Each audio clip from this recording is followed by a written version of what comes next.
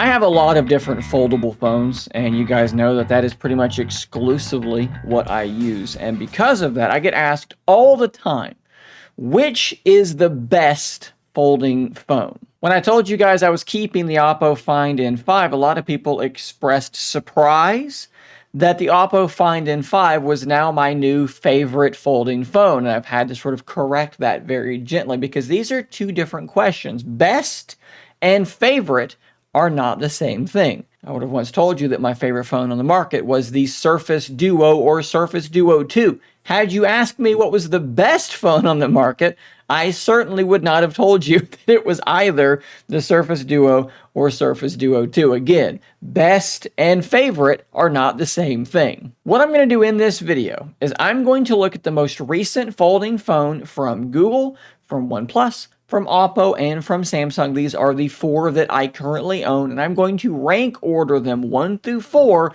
not in terms of best, but in terms of my favorite, because that is the only thing that I can speak objectively about. I can give you objective facts about my subjective opinion, if that makes any sense at all. So with that being said, let's jump into it with number 4. And number 4 is the Galaxy Z Fold 6. Now guys, I need to make something very, very clear. There is not a bad device on this list, and the difference between 4 and 3 or even 4 and 2 is not a very large difference, and you might catch me after a certain update in a different mood. I might rearrange these things to some degree. So do not take this as me saying that the Z Fold 6 is bad. It's not. It's just my least favorite, but I can still absolutely daily drive this phone with no problem. If someone said, Shane, I will give you $50,000 to daily drive the Z Fold 6 for the next calendar year, I could do that quite happily, would not bother me a bit. So with that out of the way, why is the Z Fold 6 in the position that it is in? Well, the first most obvious answer is, I just don't like this cover display. You can get used to it, and it is something that I did adjust to some degree. But if we let's just grab the Oppo Find N5 because it's sitting right here next to me. Look at the difference between these two, okay? It's just not the same experience. It does look like with the Z Fold 7, they're gonna finally widen this thing out a little bit, but I wish that they had done it already. It's just too narrow for my liking. Now, I know some of you do really like that it is more narrow. It's easier for you to hold with one hand and maybe do swipe typing with one hand. For me, it's just not my preference. And of course, that does carry over. When you open the thing up, it does have this nice large inner screen, which is too bright. Let's lower this just a little bit. I just wish that it was a little bit wider when I do split screen and you have two very, very narrow applications. I'll just show you. I will say that with One UI 7, the new transient taskbar, I like a lot. And look, Samsung's multitasking suite is really, really impressive. It might be the most flexible or the most consistent multitasking setup of any of these devices, but look how skinny and narrow that is. It's just not my favorite, and I know that I could rotate it. It's annoying. I don't want to have to do that, and when I have other devices around where I don't have to do that, you can see where I'm going with this. But hey, credit where credit's due. If I'm going to be outside a lot, this device is fantastic. It is noticeably brighter than any of the other devices on this list, and I've shown that to you guys on multiple different occasions. They have a phenomenal screen on the inside and outside of the Z Fold 6. I would just say that there's a lot of stuff on the Z Fold 6 that I just end up never actually using. We have this little AI select function here. It's not even the AI select function, that is sketch to image. This is actually a great example. It sounds cool, but for me, I don't want to sketch something and have you generate it. I would rather use something like Pixel Studio where I could just use words. I'm not an artist, I have the S Pen, but I never use it. Let's try that again. This is the one that I was thinking of, where you can sort of circle something and it will select it and it will give you sketch to image, or you can pin it or copy it or do all sorts of different things like that. It's definitely cool to have, and in certain circumstances it would probably be very useful, but I feel like for me those situations come up very rarely. That's really the story for this device. It has so many cool things, and I'm like, that's a neat feature. Samsung DeX is a great example of this. It's really, really cool, but the use case for it, for me specifically, comes up very, very rarely. It feels like a device that was built incredibly well, with a lot of thought put in, a lot of really interesting features, but it feels like all of that was meant for a different consumer than me. And that doesn't mean that I hate this device. It means that I recognize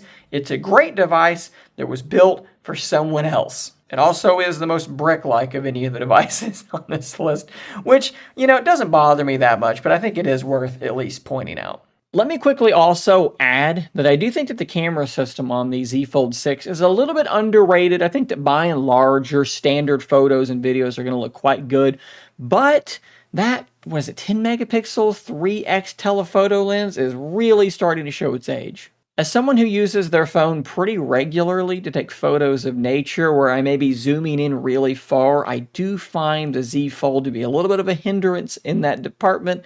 We need much better zoom. Number 3 on this list, and I think this is going to surprise a lot of people, is the Oppo Find N5. It's the most recent device that I have added to my collection. From a hardware perspective, this thing is basically immaculate. None of the other devices on this list can really compete with this level of thinness and lightness that genuinely feels like you are just using a normal phone whenever you're holding it in phone mode. You put this thing in your pocket, it feels like a normal standard phone. And that's absolutely incredible because it's not a standard normal phone. It can open up into this gigantic inner display. It's the biggest of the bunch, and I really, really enjoy using this inner screen. And along with this inner screen, you have probably my favorite overall multitasking system of any device on the market. I love open canvas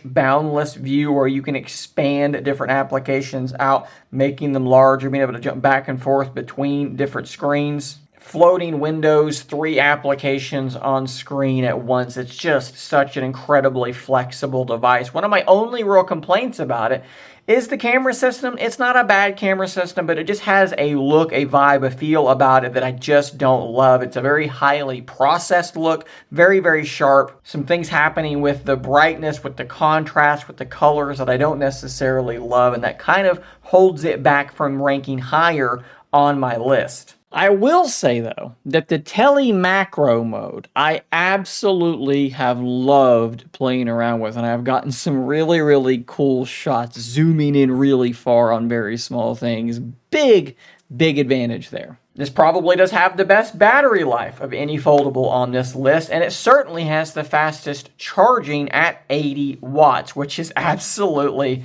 unbelievably impressive for a device that is this thin, 5600 milliamp hour battery, and yet it's the thinnest of the bunch. This is one of these situations where there are facts about phones, and then there are facts about your preferences about phones. And because of that, we're each going to weight different factors differently. And for me, really loving the camera is important, and really loving the speakers is important. And the Oppo Find N5 for me falls a little bit short in both of these categories. And that is why number 2 on this list is the OnePlus Open, because almost everything that's true about the Oppo Find N5 in terms of software is also true about the OnePlus Open.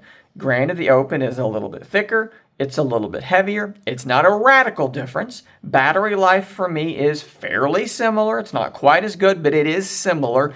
Charging speeds are still very fast at 67 watts. But we have a camera system that I actually prefer. It is, I think, objectively better hardware. The sensors are larger sensors. The processing is different, and I absolutely prefer the photos this phone takes over the photos of its big brother, the Oppo Find N5. And yes, Oppo's screen is larger, but it's not some absolutely massive difference that you just can't go back to it. Get used to using this for a couple of hours and you're going to forget about that extra space on the Find N5. In fact, one of the biggest reasons I decided to keep the Oppo Find N5 is because the fingerprint scanner on my OnePlus Open has actually failed, and it is not a hardware failure that I am not at fault for. It appears as though maybe I leaned against a table or something and I bent the area next to the fingerprint scanner and it no longer works, which makes this device much harder for me to use. And I did miss using a device with this software suite, which, like I said, is basically identical to what we have on the Oppo Find N5. It is almost exactly the same setup. You can shrink these applications down and you can see there, it's the same thing. It just happens to be the same thing with a camera system that I prefer. And so by a small margin, you guys might think I'm crazy, but I think I actually prefer the Open over the Find N5. Big shout out to that faux leather backing as well. No case required here to get some grip. Love it. And that does matter to me because by the time you've put a case on the Oppo Find N5, to get a little bit more of a grippy texture on the back, that difference in thickness has gotten quite a bit smaller.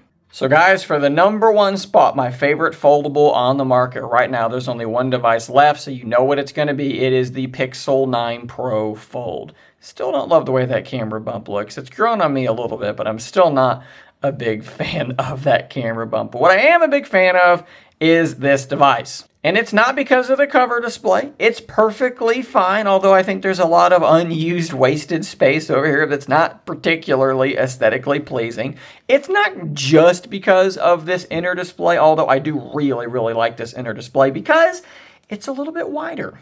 If we once again look at the Oppo Find N5, you can see that this is a more square aspect ratio, and as someone who does split screen quite a bit, that actually comes in handy. It's not a radical difference, but you do end up with just a little bit more width on these split screen applications, and maybe it's just like a subconscious thing. It reminds me of Surface Duo, but it ends up kind of feeling more homey on the Pixel 9 Pro Fold. The main reason, the real reason that I prefer this device over the other foldables is the software experience. It is the Pixel version of Android. And I know that some of you are going to say, Shane, you're out of your mind. Any of these other three devices, the Oppo, the Z Fold, the OnePlus, they can all do so much more when it comes to multitasking. And you're absolutely right. But here's the reality, guys. I only ever do 2 apps at a time, and this does it absolutely fine. But the things that I do actually do a whole lot more than ever using 3 applications, this device for me is just head and shoulders above. When I am typing a message on this device, or really on any device, I do tend to use speech to text. And speech to text on the Pixel 9 Pro Fold is far and away better than it is on these other 3 devices. And something else that absolutely makes this thing stand out for me is the ability to use a proofreading feature to fix my mistakes in an instant. What I'm going to do now is I'm going to click on this little proofread button, and it's going to give me a suggestion for all kinds of punctuation and changes. Boom, that is now absolutely ready to be sent. And I know that the Galaxy Z Fold does have some similar things, right? They can do something similar, but to do them, you have to use Samsung's keyboard, and I cannot stand Samsung's keyboard. I am absolutely locked into Gboard. I cannot type on another keyboard even remotely as accurately. And then, of course, speech to text just works better on these Pixel devices. It has assistant typing, and it just works better. For me, that is huge. I can't directly show you all of these because my SIM is actually still in the Oppo phone, but things like call screening, I know other devices have it, but it's the best on Pixel phones. But you also have things like Direct My Call or Hold For Me. Direct My Call in particular, I have found to be so incredibly useful. You've called a number that has one of those things that it's like, press 2 to do blah, blah, blah, blah. It will write down on the screen what is being said so you can remember your options, and you can just tap one of those options and it will do that for you. It makes that experience so much better. Once you have done it that way, you're not going to want to do it any other way. I can use Magic Editor on my other devices, but I won't have all of the different features. You can see here, Portrait is the only option I have. Over here, I can do Reimagine Background, and I can do Auto Frame, which will actually zoom the picture out and generate stuff around the image. I use this all the time. I know it sounds weird, but I really do, and I miss it when I'm not using a Pixel phone. Clicking Reimagine Background, it has automatically selected everything but my dog, and I can now type this in. I can type in a description and hit that button, and it's going to go ahead and put what I typed in around this picture of my dog. On other devices, all I can do is just erase and just see what it comes up with. Is this perfect? No, but I think that if you squint your eyes a little bit, you might actually believe that that's real. And it's going to give you multiple different options that look, that actually looks pretty good. This over here, that's what you're going to get. You're going to get whatever it just comes up with. I'll let you in on a little secret. I have used that exact feature on quite a few thumbnails on this channel, and they look so believable that I have not gotten a single solitary comment about them. Holding up a phone or a product, take a picture, replace the entire background. I've done it. Let me know if you can find one of those videos. Of course, with Pixel devices, you get faster and more frequent updates. You can opt into betas very, very easily and very, very consistently. You're not going to be sitting around wondering where the beta for the next version of Android is like you have been on the Z Fold 6. You know that it's just going to be there. You're going to get new features more rapidly on this device. Here's a small one that I don't think everybody's going to really care about as much as I do, but I find it to be really, really convenient.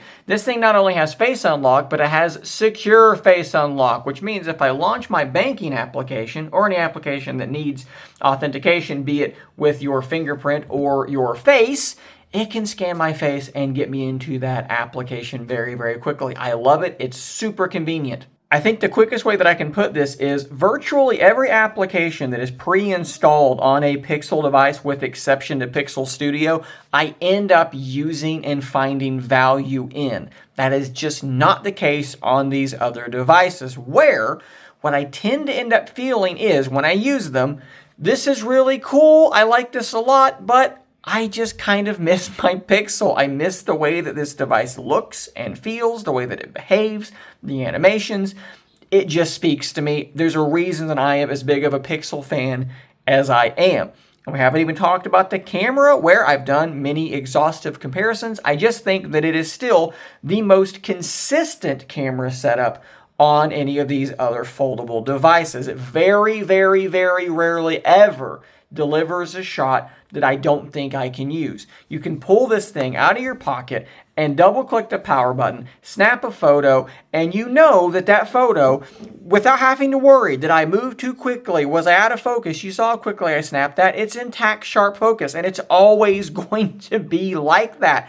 Unlike these other devices. The Z Fold can't say that, the OnePlus Open can't say that, the Oppo Find N5 can't say that, only the Pixel can. So guys, that is my list and my order. If you are as crazy as I am and you own these same 4 devices, I would love to hear your order down below, or maybe you own some different devices and you would like to give your thoughts and opinions down there. That is absolutely fine as well.